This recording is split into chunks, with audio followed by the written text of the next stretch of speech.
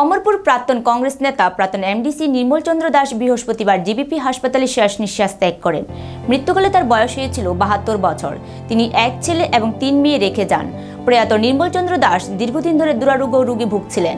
বৃহস্পতিবার সকালে তাকে আগরতলা কংগ্রেস ভবনে শ্রদ্ধা জানালেন প্রদেশ কংগ্রেস সভাপতি আশিস কুমার সাহা ও বিধায়ক সুদীপ রায় বর্মন সহ অন্যান্যরা। প্রদেশ কংগ্রেস সভাপতি আশিস কুমার সাহা বলেন, নির্মল চন্দ্র দাস ১৯৮৫ থেকে ১৯৯০ সাল পর্যন্ত এমডিসি ছিলেন। অমরপুর মহকুমা সহ রাজ্যের তপশিলি জাতির অন্যতম নেতা ছিলেন। তাছাড়া স্বশাসিত জেলা পরিষদের প্রাক্তন মেম্বারও ছিলেন। প্রয়াত নির্মল চন্দ্র দাস একসময় দুর্ধর্ষ ছিলেন। এই তপশিলি জাতিগোষ্ঠী থেকে উঠে এসে জীবন সংগ্রামের যে লড়াই জনস্বার্থে করে গেছেন তা অমরপুর মহকুমাবাসী ভুলতে পারবে না। সর্বশেষে আশিস সাহা বলেন, নির্মল চন্দ্র দাসের অকাল প্রয়াণে কংগ্রেসের মধ্যে যে শূন্যতার সৃষ্টি হয়েছে তা পূরণ হবার নয়। তিনি প্রয়াতের প্রতি শ্রদ্ধা এবং পরিবারের প্রতি সমবেদনা জ্ঞাপন করেন।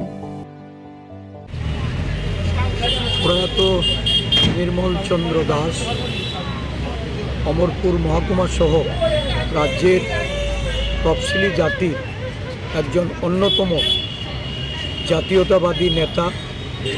উনি স্বশাসিত জেলা পরিষদের প্রাক্তন মেম্বার ছিলেন। ওনার এই অকাল প্রয়াণে কংগ্রেস পরিবার ওনার এই শোকাহত পরিবারের প্রতি সমবেদনা জানাচ্ছে।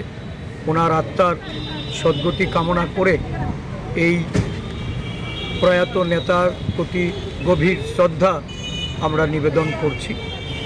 এক সময় দুর্ধর্ষ একটা তফসিলি জাতির গোষ্ঠীর একদম তৃণমূল স্তর থেকে উঠে এসে জীবন সংগ্রামের যে লড়াই, জনস্বার্থে যে লড়াই, এই লড়াই উনি করেছিলেন।